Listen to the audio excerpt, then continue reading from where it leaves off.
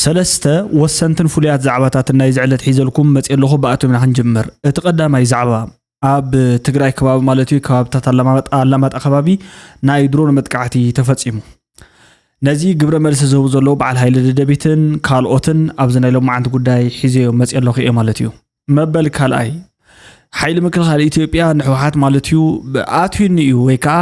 መጥቃዕቲ ከፊቱለ እዩ በደቡብ ትግራይ ማለት እዩ ገጽ መጥቃዕቲ ከፊቱለ እዩ ዝብል كسي أقربه مبل سالساي زينا برجينا حمدو ويكا أبستخيد وعلى برجينا حمدو أبزنا برا أخيبا نادي سابا بعلو وفي بحرق شيء أنا متأخوني أنت شيء أوني تعمل لأيو قبل تولو سلت أنا قرماي نزقو دايزي حجوون أطبيقو كيروس من تايزي اللي خبل كيروس كأنا نزقو دايزي ملسخب وعيلوم من ترأيهم من اللو أبزقو دايزي كم زلو خوينو زي داوي تستفعل بوليتيكينيا عبد دي سابا زركبنا تأخيبا كابتوم زمور حسابات حدا خوينو زلو دما بتوسخي نشيط ويكا خنلوط وي دما خندرادر نخلكو سوانا سلازخونا انا زبل ملسي هيورلو مالتيو كابزي حلف بزبله ملكعو تقاللت تግራይ نز ጉዳይ ዚ بخمي ገሊጾሞ እንታይ ይባል ካሎ አመወዳታ እንታይ ትሕምትሕማሎ ዝብል አርእስተ ጉዳይ ኩሉ ለማዓንቲ ጠቅልል ሒዘልኩም መጽየለኹ ማለትዩ ነዚ ቻናል እዚ ሓደሽ ተኾንኩም ሳብስክራይብ በመግባር ጀምሩ ኢኹም ሳብስክራይብ ገርኩም ተባብዑ ሁሉኩም የዝደለ ማለት ነዚ ቻናል ገረም نبارات نحرد أخوينكم حنات أيريتو نصحف لي سبات بملؤم إذا حنات أيريتو كم بقولكم إيه سلازينا حنات أيريتو حيزكم كسجر تمسجن تعدسيو مرحبا قتصلوا من أسي قبل رؤيتو هيبون نزول مالتي تمسجن حوي بتعمي يغني لي كبرتي هذا لي قتصلوا للدماء قبل كأزد مالتيو بتعمي يغني لي قتصل بلا كاب زهو رؤيتو برهانة كاب استوها برؤيتو مالتيو برهان ميكائيل مالتيو برهانا ميكائيل إزول مالتيو برهانا ميكائيل ويكا برهانا ميكائيل شدن كوا نا إرترا صلايخا زبل رؤيتو هيون الله مالتيو أنا بتعمي أميزد كوينا مالتيو بخمي كوم يلكا أنا سي بخمي يتصلا خوينا بخمي يتصري إرترا خوينا صلا إرتراس بخمي خوينا لعل سياس أفورك دي خوينا يا تايغيركم مالتي أزي تفلتن انويس تريتو يهو تمصين الله نريتو غاي يغني لي برهان ميكائيل جن كم اي كونكون انا مالتي ناي زخون يكون عاد انا صلا اي كونكون فتاو كواد اخون زخل ماكسيمم مالتي تخلا برها في فور في ثانك يو فور يور سيرفيس شدني تبارك جريت جاب الى لايك غير لي تخلا برها مالتي بطعم خبرتي هبلي يغني لي مالتي كل غزي ثانك يو كابزول نسبات مالتي بزحات الله ፍጹም ብርሃን ተክለ ነባር ተጋራላ እዩ ወዱ ኢንጂነር ነይሩ አብረኻ ተሪፍ መስለን ዝብል ርእይቶ ሂቡን ማለት እዩ ነዚ ናይት ማሊ ነዞም ወላዲና ማለት እዩ ነዚ ዝባለ ይቆረ ነዞም ወላዲና ዓቢ ሰብአይ ካብ ዛረቡ ዝነበሩ ዘቅረብኩልኩም ጀብጀብ ሰብአይ ወዶም ማለት እዩ ይሕዝን ኤኒዌይስ ትክክል እዩ ምስ ወዶም ከም ዝወፁ እዮም ተዛሪቦም ነሮም ቅድም ሕጀብ ዝገብሩ ኢንተርቪው ብኾም እየ ዝፈልጦ ማለት እዩ بتعم صبو نعمل لهم عن تقداي نعمل لهم عن ترأس تقداي دما اسكي حيزكم كسجرمو مسايد صنع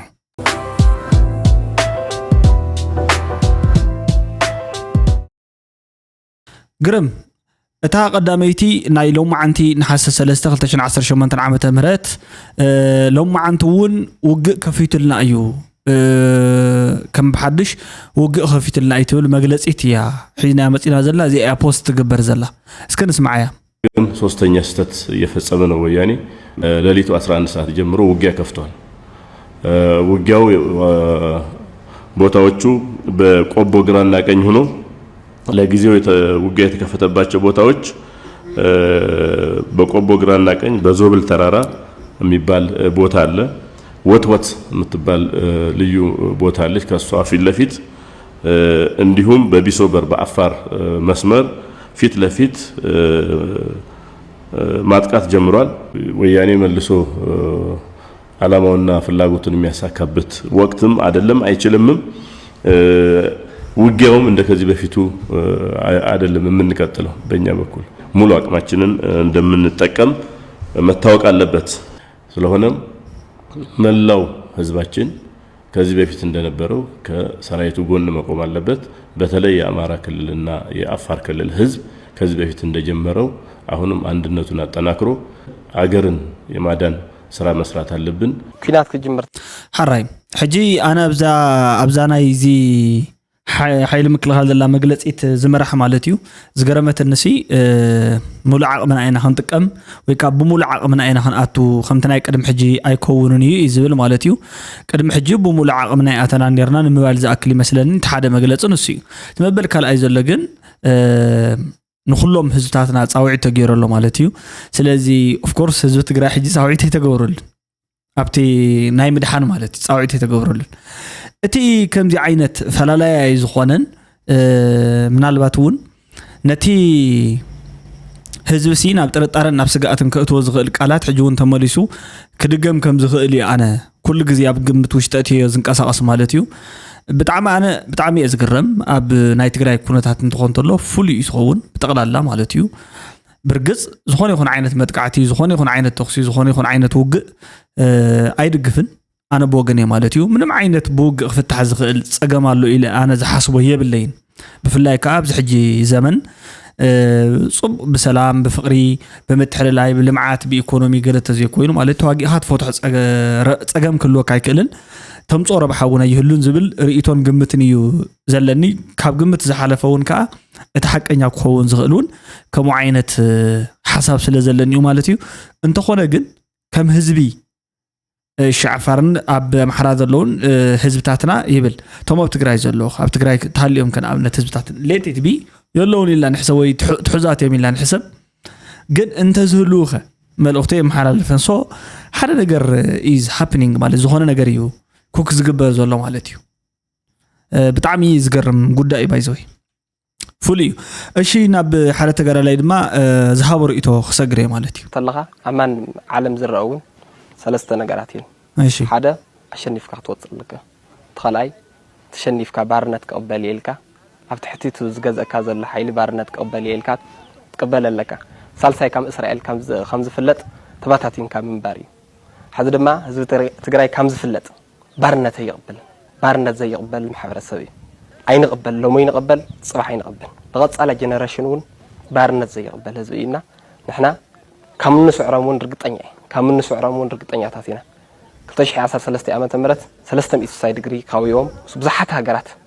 ኣብ ህዝብ ትግራይ በደል ኣብጽሕም እዮም ሓዚ ግን ከም ዝፍለጥ ፖለቲካሊ ከመይ ከም ዘሎ ናይ ኢትዮጵያ ኩነታት ከመይ ከም ዘሎ ሃገራዊ ከመይ ከም ዘሎ ዓለማዊ ከመይ ከም ዘሎ እውን ተዘርእና ዘሎ ቁልጭ ኣቢሉ ዘርእና ዘሎ ሓይሊ እዩ ከም ቀደም 2013 ሆ ዝበለ መንግስቲ ብልጽግና እውን ሆይሉ ከም ዘይዘምት ፋኖ ዝበሃል ሓይሊ ተደራጅዩ ለመንግስቲ ፌደራል ይወቅዕ ኣሎ መደብ ካባኹም ናባኹም حراي حجي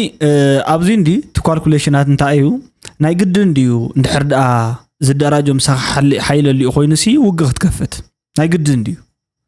ابيو كوت افلالاين ازفتر مالتي مسايد مستوم كمايز امصلو من اسيات حواتين افلالاين فطرو ندحر دا كواغا ازبلنا اللي تخوينو ناي قد نسي حدث كله سلو زلوس ازيس كم اكسبكت غبرو نغر كو خونا يغبو نصبو كواس صبو نغري خمصيلكا اكسبكت تغبري خا مالتي وغغن زعنو مخانو እንዳፈለጥካ ቀድም ሕጂ ዝገበረኒ ክገብር ሰዓድነ ይጋብር ኢሎም ወለድና ዝገበረኒ ክገብር ዓደ ይጋብርኒ እቲ ኾውን ዝኽእልን ኾውን ዘለዎን ነገር ሓንሳብ ንሓዋሩን ሰላማዊ ልዝባትን ናይ ወንበር ወግዕታትን መፍትሕታትን ጥራሕ እዮም ንጸገም ዝኽፈትሑ ዝኽእሉ ሕጂ ታይ ኾውን ዝኽእል ክግምት ይኽእል ኣነ ማለት እዩ ክልተ ጉልበተኛታት እንድሕር ደኣ ተተዋጊኦም ዝኾነ ይኹን ዓይነት ባላንስ ኣብ ዝየብሉ ምጥፍፋእ ክመጽእ ይኽእል ማለት እዩ ኢቭን እኳ ተሓደ ድኽም እኳ ኸይብል እሞ ነቲ ሓደ ንእሽተለይ ቦታ ገዲፍሉ ከይከይድ እሞ ዋላ ኣብ ዝሓፀረ እዋን ነቲ ነገራት ከይሰዓር እቶም ጻዕዱ ከዓ የማጣጥንዎ እዮም በተሳፕላይ ገለሲ ቶም ፈረንጂ ርጉማት ስለ ዝኾኑ ብተፈጥሮኦም ኩፋኣቶም ስለ ዝኾኑ ኣማጣጢኖም እዮም ዝህብዎም ሕጂ ከም ዘይቲ እምበል ሓጎ ገብልዮ ከም ዘይወርድ ግበርዮ ዝብልዎ ወለድና ማለት እዩ ትዋጋ ምንም ለውጥ ከም ዘይተመጽእ ምንም መፍትሒ ከም ዘይተመጽእ بفولي مالتيو تلقح كتكفلو كم زي تخيل بدحريو تلقح مو بزيو قيمت بزي تلقح نقدم تلقي احنا خم عد مالتيو بزيو قه مصيو ناتواق اخاخا عنوتي زلو نعو ازخفل سراح يكون كان سرح زلها زين at the same time تاي قبر خلو مالتيو نوح ناي بارنت مجزأت زمص كابزي حويناتي حقه نقرأ كامالتيو እዚ ተዘዊሩ ርግጽ ኢኻ ኮቶም ሰለስተ ተዛረብካዮም ቃላት ትክክል እዮም ዓምጻጻይ ጎምጻጻይ ጥራሕ ኮይኑ ናይ ዝኾነ ይኹን ዓይነት መሰማምዕ ነጥብን መደራደር ኣካልን የለኹን ኣብ ዝብለሉ እዋን እሞ ክጎብጠን ኢሉ እንተመጽ ይዘለን መማረጽ ሓንተን ያምክልኻል እያ ካልእ ነገር የብለይን ትክክል ኢኻ ዞም ሰለስተ ዝገለጽካዮም ትክክለኛ እዮም እቲ ሓንቲ ነገር ግን ተዘዊራኒ ይኸይዳ ዘይተረአየና ዘላ ከም ህዝብታት ብጣዕሚ ተባድመና ዘላ ግን ናይመን ልኡኻትን ናይመን ካይዳታትን እንዳተሸከምን አይና ከም ህዝብታት ጠቅላላ ንሙሉእ ህዝቢ ኣነ ዛረብ ዘለኹ نون ህዝብ ትግራይ ጥራሕ ይኮንኩን ንኹሎም ሲ እንታይ ኢና ንሳስ ዘለና እንታይ ኢና ንወቀጥ ዘለና ማለት ምስተጸመቆሲ እንታይ ይኽመጸና ዝኽእል ከም ሕሳብ ከመይ ሊጠፋን ኣብ ድኽነት ንነብር ብጣዕሚ ኣዚና ድኽና ማሕበረሰብ ኮይና እንዳነበርና እሞ ኸኣ ምስኡ ከመርዑት ኣብ ክንዲ መሳርሒ ኣብ ክንዲ ጭኻሮ ኣብ ክንዲ ቢሮ ኣብ ክንዲ ደፍተር ኣብ ክንዲ ምስፋሕ ኣእምሮ ኩሉ ግዜ ንሓንሳብን ሓዋርን ጠመኛ ምስተዓጥቕና ንመውት እንድሕር ኮይና نجاجينا زلنا تنجاجي زلنا نجر حجي من الوقتون زي كردا أن خل خون كلها نامس حلفنا أنت تردينا طبق تزي تردينا دما شو عبرنا ندرينا كل زي كم زي حدش نجر في الترك الله سبر نعطو مدبنا أيو نايلومي سبر زينانا أب رجال لما تا أب مروة خباب زلو أرمع سرانش دشتني أرمع سرانش دشتنا بزلو خبابي يا تا درون دبديبا حزون أبعت زور كم زلا اتمرد أتا وصحنا له أفتخباب الله حزون الله أفتخباب الله يعني ስለዚህ ሰዓት ክልተ ከባቢ ከም ዝተፈጸመ ተደብዳቢ ወተነገርና ዘሎ ሄሎ ተነስተልን መረዋ አካባቢ የድሮን ጥቃት ተፈጽሟል መረጃው እንደሚከተለው አነባለሁ ዛሬ ጠዋት 2 ሰዓት ገደማ በራያ አላማጣ ወረዳ መረዋ በተባለ ጣቢያ ላይ በድሮን የተደገፈ ጥቃት ስለመፈጸሙ መረጃዎች ደርሰውናል የጥቃቱ ኢላማዎች ከስፍራው በደረሰን መረጃ መሰረት ጥቃቱ በዋናነት ያነጣጠረው በመረዋ ሁለተኛ ደረጃ ትምህርት ቤት አካባቢ ሰፍሮ በሚገኘው በ26ኛው ክፍለ ጦር ታጣቂ ክፍል ላይ ነው በተለይም ጥቃቱ የተካሄደባቸው ቦታዎች መረዋ በችግኝ ጣቢያና አካባቢው ከቤተ ክርስቲያን ከፍ ብሎ ባለው አርካ ስር በተሰበሰቡ ታጣቂዎች ላይ መሆኑ ታውቋል የደረሰውንም ጉዳት በመለከት በስፍራው ላይ በነበረው ታጣቂ ኃይል ላይ ከፍተኛ ጉዳት ደረሰ ሲሆን እንግዲህ ከነዚህ ውስጥ አብዛኛዎቹ በግድ ታፍሰው የሄዱ ናቸው የሚል ጉዳይ ተነስቶ የአካባቢ ነዋሪዎች በከፍተኛ ሁኔታ ሀዘናቸውን የገለጹ ነው ያሉት ትዘየፍርሕ ነገር ትማልታት ተጥቆሙ حراي اتي متقعتي استراغص ነገር እዩ ማለት እዩ ባዕላቶምን ተዛሪዎም ሎ ብስተፈላለዩ ክልቲኦም አንፈታት ማለት እዩ ኃይለ ደደቢት ኩሉ ግዜ ሕጂ ሰበሪና መጽናኩም ዘለና ገለብል ከምዚ ሸጥኢሉ ማዓንጦ ገለታ ይዝባል ናብ ስራሕ ረኺቡ ከም ስራሕ እዩ ዝቆጽሮ ንሱ ማለት እዩ በሓጺሩ ኣነ ግርም ይዝብለኒ ፍሽኽሽኽ ዘብሉ ነው ይኮነን ብጣዕሚ ኣዝዩ ዝሕዝን ጉዳይ እዩ መናእሰዮም ዝሃልቁሉ ዘለው እዛ መሳርሒት ከአውግዕና ላይና ቀድም ሕጂ እዚ ናይ ፍርሕ ነገር ገለገለ ኢሎም ተዛረቡ ሰባት ወይ ኮሚሎም ዛረቡ ሰባት ኣነ እንታይ ምዃኖም ኣይርዳን ታይ ክፍራሕ ዝግባእ ታይ ክፍራሕ ዘይግባእ ክፍራሕ ዝግባእ ፈጣሪኻን ኣብነት ይፍራሕ ካብኡ ወፂኡ ድማ ዝቀትለካ ህይወት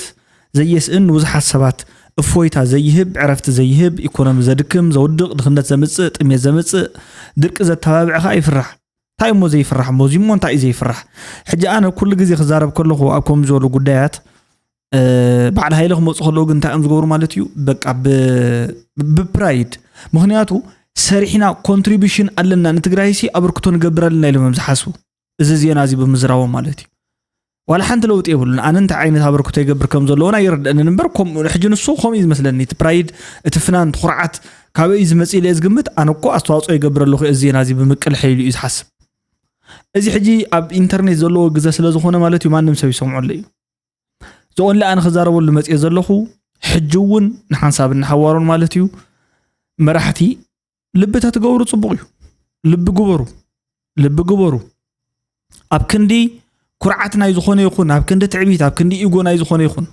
ኣብ ክንዲ ትናታትኩም ዘሎ ዝኾነ ይኹን ዓይነት ትዕቢት ከይድና ክንዛረብ ከምዚልና ድና ዝበስበሰ ዝናብ ነው ይፈርሕ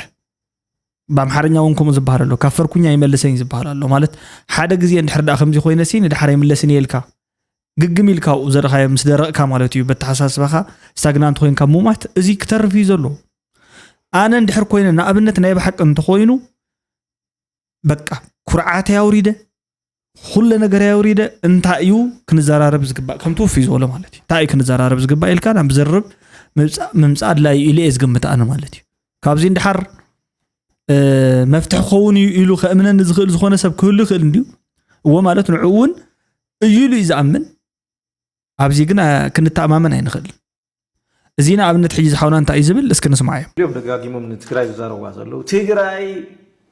تجديدا تاعتو ኩናት ያተካይድ ዘላ ተገዲዳ ዛአት ወጥቶ ኩናት ያተካይድ ዘላ ምክልኻል ትገብር ነራ حصوت يحجزي ابز حجي ساعات نسا تجديدا يكونت انت اتو زلا مني زغددا زو لين فلطنا ببيات قدد زلا ببين بمن يوم حيلتاتونا ينفلط انزلنا نبر حجي تجديدا يكونت ناتيا قدم حجي هو اوف كورس تجديدنا اتينا نير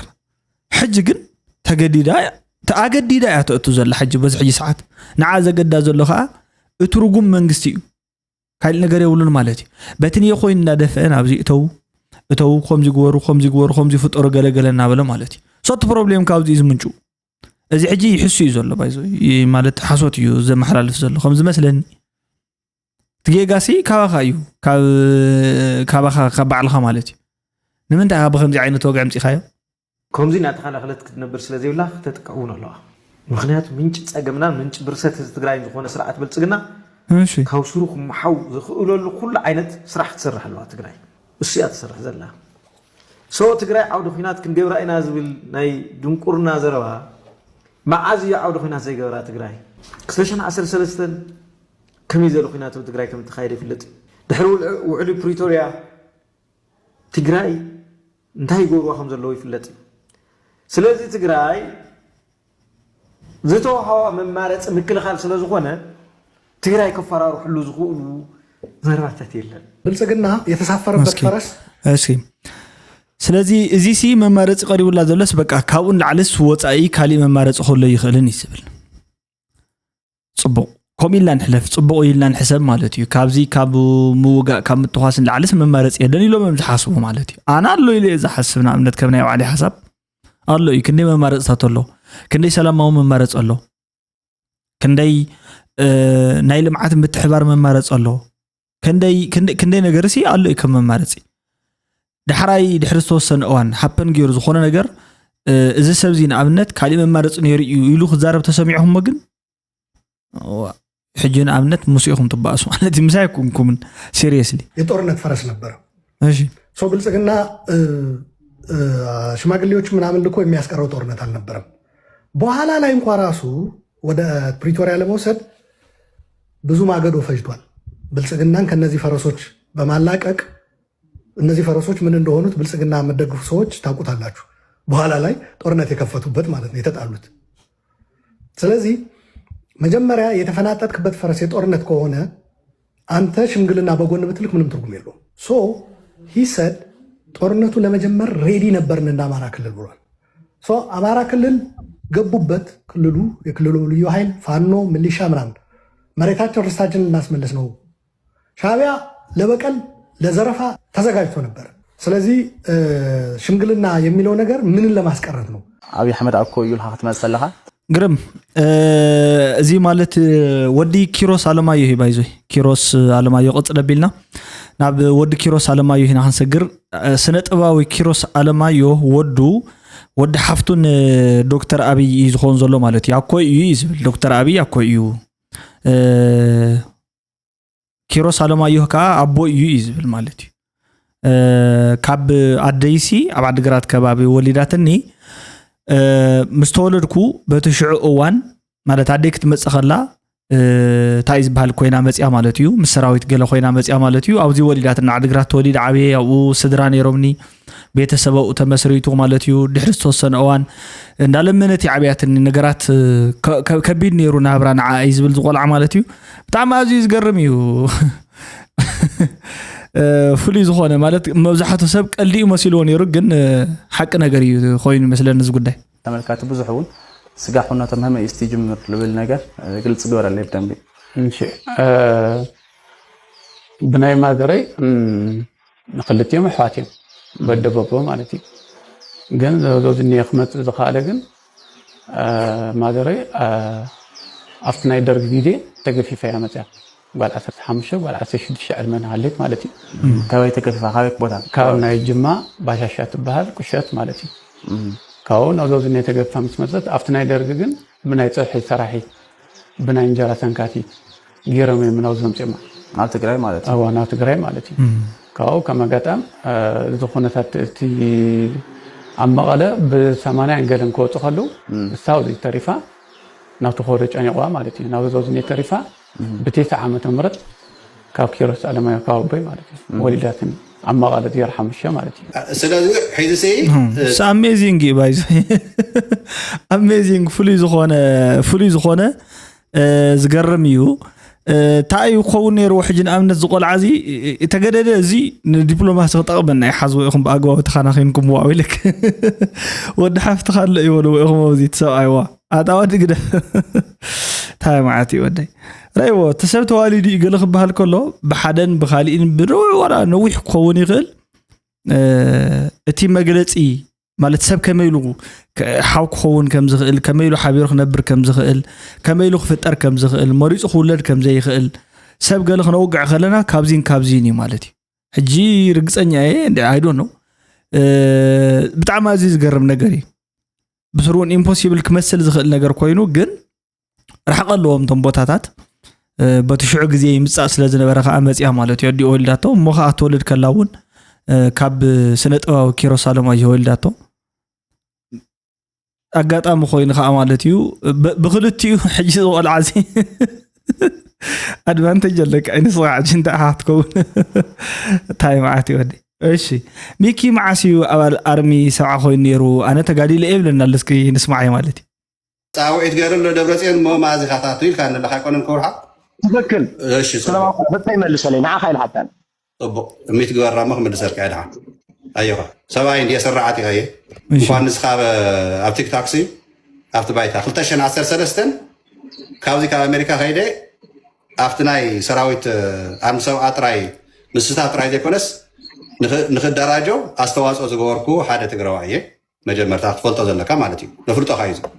كالاي منقستي سراويتي بزغورو صاوعيت أبزخون ساعات نفتاز مدبني يبقس أبزا ساعات زياقين منقستي أب زله هو هاجر أب أمريكا نهو هادي مكاتب لنا لها نقاط أم خوينو أمريكا يعبي يعني درجة موزحتي وتيس لا تقرأون توريد الله ينبر يفلتان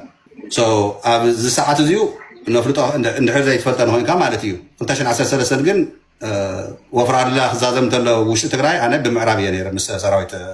تقرأي ما نديها عم سرعة أبزات مال زجور كواقع ماشي ስለዚ ኣነ ማለት እዩ ኣብዚ ዓብየ እዩ ዝብል ጽቡቕ እዩ በተሓደ ወገን ማለት እዩ ኣብ ዓብዩ ተሳትፎ ገይረ እየ ተቓሊሰ እየ ማለት እዩ ጻውዒተይ ገይረ እየ እዩ ዝብል እንተኾነ እንድሕር ተቓሊስካ ተነርካሲ ትዝረኣኻዮ ማህሰይትን መጉዳእትን ክትመሃረሉ እዩ ጽቡቕ ነይሩ ማለት ዝለዓበኻሉ ዓዲ እንታይ ዓይነት ማሕበራዊ ኣገልግሎት ቀረብ ኣለዎ እንታይ ዓይነት ህይወት ኣለዎም ከመይ ዓይነት ላይፍ ስታይል ኣለዎም ንስኻ ትፈልጦ ኢኻ تعدنا خا أنت عينتي هو تالو نسون تفولت إخا سلزي جنا ولا خارج تجاجيو نحرد تفولت خوين كاسي أنت تزخونيو نسخاب عدنا أن تعد بتعم أزيو ننابرخا وقانا نابرخا مالتيو بزحش ملكو مالت سريحانة تبلع رهاز وقانا مالتيو نسألنا الليت كان خط الزاربن تزارب كخا بحقي حقاونتن طرح تحتتولن عدي خمسرت نتولو كم دي بل عدي خمسرت يخبحال كله اتيخا تو كونتريبيوشن ነገር ግን انا ازي بطعم እዩ ዝገርመን ማለት እዩ ፉል እዩ ካባ በዓል ንስኻትኩም እዮም ዶ ማነ ሕጂ ዝወቅሰኩም ማለት እዩ ምክንያቱ ተዘይራእየ ስለ ዘይራእዩ ተዘራእየ ግን ከምዚ ክገብር ከሎ ኖ ኣብዚ ዝሓሸ መንገዲ ኣሎ እናበለ ክንዲ ዝመርሕ ማለት እዩ كمان كرافات اسيرካ ባሕርና ሽት ከይሉ يتصبغ لك كمان هبتم مسل شيء كله ስለዚህ ትጸጋ ዝበሃል ዳዊት ዝገለጾ ከባኹም ዝዓቢ ጸጋ የለን ዓድና እንኳዕ ንስኻትኩም ሃለኹማ መሬትና እንኳዕ ንስኻትኩም ሃለኹማ ሰብ ኩላና ንድሕን ዘለና መሲልና ጠፊና ኢና ኣነ ዝድሕን ዘለኹ መሲልኒ ሆላንድ በጽሕ ኣው ምስ በጽሓኹ ግን ኣው ምስ ወለድኩ ኣው ሓዳር ምስ ገበርኩ ግን ከም ዝጠፋእኹ ተረዲእኒ ማለት كل مع 10 عامت 13 عامت كم زعج زلخو زنقس نعسر 3 عامات انتهت زنقس مالت كما هو كوينه سكوبلي كما وضحتكم تحرم سرعه وقت بقى تطف انت شعور تاكا مالتي ስለዚህ ጽሑፍና ኣለኹም ነብዚ ኢሳያስ ከነውርና ኣነ ህፃውንቲ ቆልዑ ብጣዕሚ እዩ በቃ ዝሓዝን ዘለኹ ማለት እዩ ይመኽሮም እዩ ዘሎ ከም ዝጠፋእኹ ተረዲእኒ እዩ ዝብል በቃ ንሳቶም ከም ዝጠፍኡ ክሳብ ዝርዶም ዕድል ሃቦም በቃ ዋላ ሓንቲ ነገር ሎምሲ እንታይ ጎር ኢኻ ክትብሎም ሒና ኣብነት ነዚኣቶም ነዞም ህፃውንቲ እዮም ክልተ ደቂ ኣንስትዮ በፀግዒ ሪኢኹም እንድሕር ዳ ኮይንኩም ፅንሑ ኣነ ብጣዕሚ ተገሪመ ማለት እዩ ረይዎም ማሙሻት እዮም በቃ I don't know ማለት ህፃውንቲ እዮም በቃ ቆልዑ በቃ ብስሩሲ እንታይ ኢልካ ክትዛረብ ከም ዘለካ እውን ማለት እዩ ብጣዕሚ ኣዝዩ ዘደንፅወካ ነገር እዩ ብጣዕሚ ኣዝዩ ዝገርም ነገር እዩ ንሕና ዶ ንስኽዶ ከምዚ ትፍደይ ንስኽዶ ትብደሊ ኣንቲ በዓል ተዓቕሊ ዝብል ደርፍ ነይሩ ንሕና ዶ ከምዚ ንፍደ ናይ ብሓቂ ዝመንእሰይ እዚ ወለድና ዘንቲ እለቶም ማለት እዩ ዘንቲ እለቶም ጠበንጃን ወዲ ጠበንጃን ግዛዕ ዝበሃል ብሙሉ ዓጢቆም ማለት እዩ ከም ዘይነበሩላ ነዚ ዓዲ ከም ዘይነበሩላ ነዘን መሬታት እዚአን ኣብ መወዳእታ እዚ መንእሰይ እዚ ዕጩ እንታይ ኮይኑ እዞም ህፃውንቲ ቆልዑ እዚኣቶም እዮም ረእዮም ሃዲሞም መፅኦም ስግረዶ ኣነስ እንታይ ብዛዕባ ኤርትራ እንታይ እትካ ትዛረበዋ ኣንታ ብዛዕባቶም ቆልዑ እዚኦም ነተዛረብ ኣነ ክገድፎ እየ በቃ ምንም ፀገም የብልካን ኣነሲ በቃ ማለተይ ስምዒታው ክኸውን ይኽእል እንዴ ከምኡ ይዛረብኩ ኣነ ብዛዕባ ዓለይ ይዛረቡ ኢለኒ ሆን ታይደለኒ ኣነ ዳ ተወሳኺ ሓደ ውልቀ ሰብ እንዲ ከምዚ ትርእየኒ ዘለኹ ከምዚ ትርእየኒ ዘለኹም ግን ክዛረብ ከለኹ ሲ ብዛዕባ ዞም ውዝኒው ህፃውንቲ ቆልዑ ቶም መናእሰይ ገና ንዓለም ስሉዕ እዚ የልዓሉላ ካብ ማእዲ ትምህርቲ እዚኦም ኮ ክመሃሩ ፎርሙላታት ክፈልጡ ክህንድሱ ክቅይሱ ከልምዑ ገና እውን ብስሩ ማለት እዩ እዚ ሕግኒው ተንቦዚ ነይሩ ገለ ኢሎም ተፈሊጦም ሲ ለውጥኹም ፀፍቲ ዓዲ ኤክስፔክት ዝግበር እምበር እዚኦም ተሰዲዶም ስግረዶም ተኣኪቦም መፍትሕን ዓድና ክነምፀላ ኢሎም ብጣዕሚ ይሕዝን ሶሳድ ማለት እዩ ብጣዕሚ በቃ ብጣዕሚ ክብሪ ካይበልዕ ብእውነት እሺ ሃረጉ ኣሰፋ ማማ ሃረጉ ታይበላ ሪና ነደል እምበር ባሕሪ ዓሳብ ባሕሪ እንኳን ባሕሪ እራፍ መርየት ውቁሓይን ኣይወስዱን እዮም ኣይኣቱን እዮም ማንም ዝኣቱ የለን ክንቃለስ ኢና እንተንስኻ ክገብሮ ዘላካ ገይረ ሃብካ ዓላማኻ እዩ ሽምካ ትፈልጦ ኢኻ ሰልጠነ እዩ ኣቦኻ ቀሺኦም ሃይማኖት እዩ ንሰብ ንማንም ዘይጎድእ እዩ ዋላ ንዘይ ሃይማኖቱ እዚ ከዓኒ ኣጥቢቕካ መዓንጣኻ ሸጥ ኣቢልካ ተቃለስ ንሕና ካብ ጎንካ ኣለና دعان وعال سقابير الله نحن كأبتعت سقابير سسرحنا نكبر نتهم تأثيرهم زلوا وطلوا نتهم إثيوبيا لو كان يتأوت في إثيوبيا كان إثيوبيا وطلوا زبر إيدن لنا أنا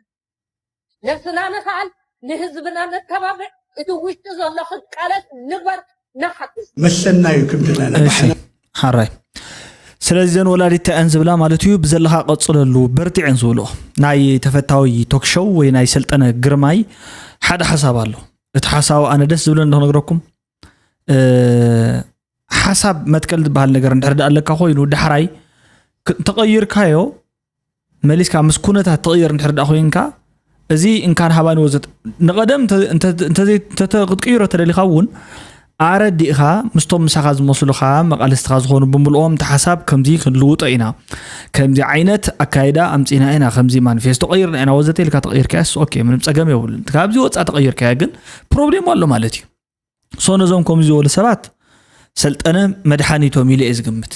ኢቭን ውፍ ይኹን ገለ ይኹን ኣይሕልፈካነ ኢሉዎም ትክክል ኢኻ ማለት ሓንቲ ሓቂ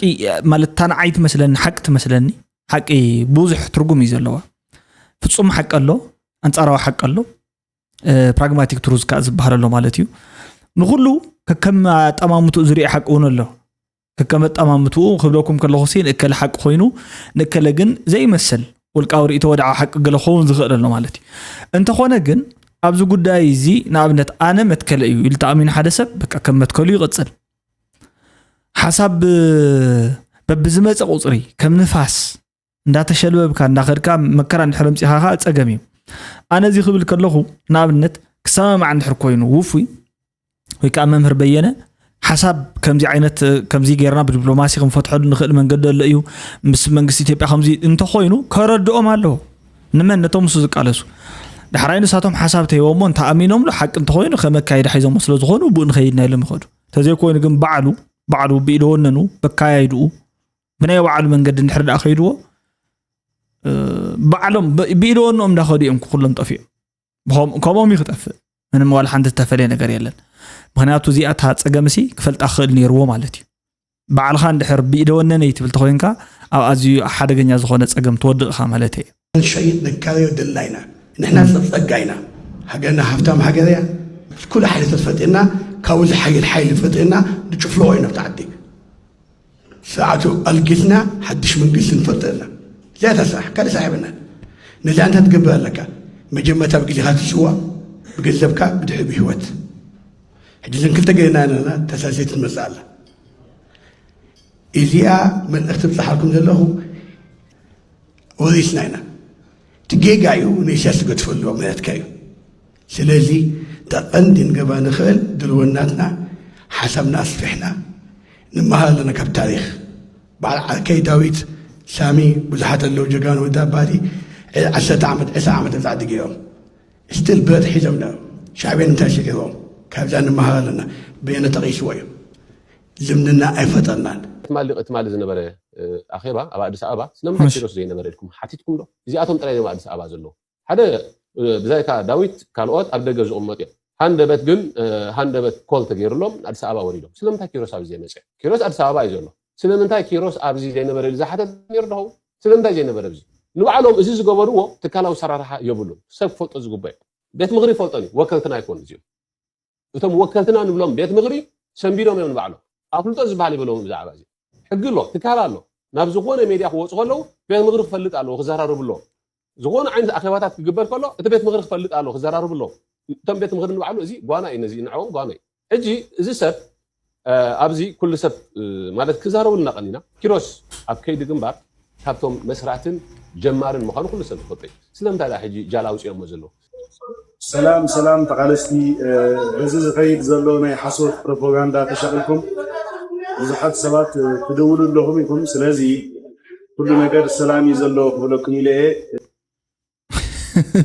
ኩሉ ነገር ሰላም እዩ ዘሎ ክብለኩም ኢለ ማለት ኣየና ኣይ ሓሶት ዝኾን ዘሎ እቲ ክትመፀለካ ዝብል ድዩ ሓቂ ኣየና ኣይ ሓሶት ዝኾን ዘሎ ኪሮስ ታኻ ማለት እንታይ ዓይነት መግለፂ ሕጂ እዚ እንታይ እዩ ስምዒት ናሲ ኮሊፍካዮ ሲሪየስሊ ማለት ኣየና ኣይ ሓሶት እቲ በዓሉ في ዝኸዶ ዘሎ ዲ ሓሶት እቲ ሰልጠነ ዛረው ዘሎ ዲ ሓሶት እቶም ካልኦ ዛረው ዘሎ ዲ ሓሶት ኣይተፈለጠን እቲ ስሕተት ብመሰረቱ ነጊረኩም ማለት እዩ ሓሳባት ክህሉ ይኽእሉ እዮም እቶም ሓሳባት ኩሉ ግዜ ብዋዕላ ብኣኼባ ብካይደኻ ብቅድሚ ሕጂ ብዝገምገም ካዮ ብገምገማ ብውፅኢት ገለ ዝተረጋገፁ እንድሕር ኮይኖም ውፅኢት ተምፃሎም ተኾይንካ ተኣማሚንካ ተኾይንካ ሓንቲ ኢኻ ትኮን ዘለካ ካብ ላዕሊ ጀሚሩ ሳብ ታሕቲ تزي كوين قلنا إنه على زي التأمام من منجستي تصنعني أيتوه هايلو أبغى تكون بس حتى منجستي أحسن رح يتغلن إيش كرتوسي كنت تزاري ولا مالت إذا تقص زي أسي نسي تزاري واصل زي أبغى بس حتى منجست نزي أحسن رح يتغلن اللي إزجمت anyways تبتعم أزيوز جرم نايلو مع أنت جنبرة فيديو كم تسمعكم بيو أنا نايلو مع أنت فيديو أنا حنت من الاختلالات نقولن تغلل تبل مالتي كنك على سينايلو حياليلو زأمن زلو كجوبت إيلو زيناتو مريت حيزو خغوبت إيلو زبقس زلو اتتخكلن زي كونه ابزي شومو نسبات شو منها بزوع زلو زيم بمولهم مالتيو تغفيتكم ناب حد عينت التحساسبا كوانت زي ولكو غن ناب تماسال التحساسبان نابتي رهوا خنفطرو لنخلنا التحساسبا كتموصو صاوعيت يقرب مالتي انا عليون كومو يصوعو كل غزي 3 عامت 4 عامت غير لكم مالتي زو محبراو ميديا كل جزء سلامه وزخون قال نمتقام بستخال نمتاني فتنا له ولا even شجر ولا نحلوه صقم مالتنا حزبي صقم يكونن يلا انا غرف አይደልني ድምጽ ኾኖም ድሕር አለን ኮይኑ ድምጽ ምዃን ሓደ ስራሕ ስለ ዝኾነ ወይ ከዓ ሓደ ልኡኽተይ ስለ ዝኾነ ከመወዲ ሰብውን ከም ዓደይውን ማለት እዩ እንተኾነ ግን ኩሉ ግዜ ሕጂውን ብተመሳሳሊ ጎን ጽውዕ ጻውዒት ማለት እዩ ንኹርዓትኩም ኢልኩም ንናታትኩም ልዕልና ክበሃል ከምዚያ ከይበሃሉ ተባሂሉ ንስኻትኩም ንትገብርዎ ማለት ትርኪ ሚርኪ ዝኾነ ነገር ማለት እዩ ቀጻልነት ወኳስ ነዚ የብሉ ድሕራይ ማእኸል እቲኹም ከምዚ ኮይነሩ ከምዚ ኮይነሩ በትዕ ግዜ ሓሰብና ንዝብልዎ ተዘይተዋጉና ጽቡቕ እዩ ማለት ንሕና ኣብዚ ሕጂ ሰዓት ክንነብር እንደሊ ክንሰርሕ እንደሊ ክንዘም እንደሊ ክንመሃር እንደሊ ክንፈጠር እንደሊ ዓድና ንምልማዕ ንምልዋጥን ኩሉ ሙሉእ ዓቕሚ ኣለና ሓቂ ንምዝራብ ማለት እዩ እኹል ዝኾነ ዓቕሚ ማለት ንኣብነት ናይ ቴክኖሎጂ ዓቕሚ ኣለና ናይ ፋይናንስ ዓቕሚ ክነጥሪ ኢና ማለት እዩ ሰሪሕካ እዩ ዝጥረይዎ ናይ ምትሕባር ዓቕሚ ኣለና ናይ ክእለት ዓቕሚ ኣለና ናይ ምውዳብ ናይ ኔትወርኪንግ ዓቕሚ ኣለና እዚ ኩሉ ጌርካ ግን ንልምዓት እንተኾይኑ እዩ እምበር እዚ ኩሉ ጌርካ ሓደሽደሽ ንኽተብሎ እንድሕር ደኣ ኮይኑ ከምዚ ናይ እንታይ ዝበሃል ብድሕረይ ዳንዴራ ይተብቆል እንዳበልካ ተቐፅሎ እንድሕር ደኣ ኮይኑ እንታይ እሞ እዩ እዚ እኮ ሓሳብ ኣድጊ ጥራሕ እዩ ብድሕረይ ዳንዴራ ይተብቆል በለት ኣድጊ እዮም ዝብሉ ወላ ወለድና እምበር ናይ ካልእ ሰብ ሓሳብ ክኸውን ኣይክእልን ሶ ሓሳባት መጀመርያ ግዜ እንታይ እዮም ክዕንው ዝኽእሉ ውፅኢቶም እንታይ እዮም ክበሃል ከሎ ዕርቂ ክበሃል እንተለሲ ሕጂ ዲ ዝመፃና ዘሎ ዕርቂ ገለገለ እቲ ከምዚ ጎይሩ ደፊኡ ደፋፊኡ በቲ ሓደ ወገን በቲ ወገን ዝጉዝጉዝ ዘሎ መንግስቲ ሻዕብያ ካብ ውግእ ወፃኢ ክነብር ኣይክእልን ምክንያቱ ናይ ውግእ መንፈስ እዩ ዘለዎ ብኡ እውን ዝነብር ነይሩ ሓቀኛ እንተ ዝኸውን ነይሩ ሲ ስርዓቱ መፈትሒ ትሪኦም ኣለኹም ህፃውንቲ ቆልዑ ነዚኦም መሓዘነሎም ኣይመሰደዶም ነይሩ ኣሰዲትዎም ኩሎም እዚኦም ህፃውንቲ እዮም ሕጂ ሪእኩም ነዚኦም ኣሰዲዶም መወዳእቱ እዩ መሊሱ እንደገና ንዓና እውን ካብ ዓድና ንኸሰድ በል ዝብል ዘሎ ማለት እዩ ለውጢ ከዓ የብሉን ግደፎም ንሕና ክንስደድ እቲ ሓቂ ከዓ ፈጣሪ እንተዘይልዎ ዘይኸውን ድዩ ንሕና እውን ክንምለስ ኢና ነዞም ኣሕዋትና እዚኦም ትሪእዎም ዘለኹም እውን ክምለሱ እዮም ፈጣሪ ክሕፅሮ ይኸውን ማለት እዩ ዋ ክንደይ ኣዶ ትፅሊ እያ ሕጂ ውሽጢ ገዛእ ኮይና ወይለይ ጨኒቕዎ ኮሰብ ስለዚ ናይ ሎም ዓንቲ ቪድዮ ነዚ ዝመስል ተኸታተልኩም ብክብሪ ማለት እዩ ወዲእና ያለና እዚ ቪድዮ ኪሮስ እውን ኣይትሻቀሉ ኢልና ግን እንታይ ከም ምዃኑ ዘይሻቅል ናይ ነገርና ፅቡቅ ኩነታት እዩ ዘሎ ኢልዎ ፕሮፓጋንዳ ኤኒዌይስ ደሕና ቀኒ ሰብስክራይብ ጌርኩም ነዚ ቻናል ተታውዑ ኢኹም ናይ ባሓቂ ላይክ ርእይቶ ናይ ሕጂ ቪድዮ ኣሜዚንግ ማለት እዩ ላይክ ንባዕሉ 500 ገለመለመ በፂሕ ኣሎ ሶ ከምኡ ጌርኩም ሲ ነዚ ቻናል ናብ ካልኦት ንኽበፅሕ እቲ ቪድዮ ሓፍ ንኽብል ክብ ንኽብል ተጌርኩም ላይ ብጣዕሚ እየ ዘመስግን ማለት እዩ ቻው Good light. نحن حضرت حواتي ما نطيب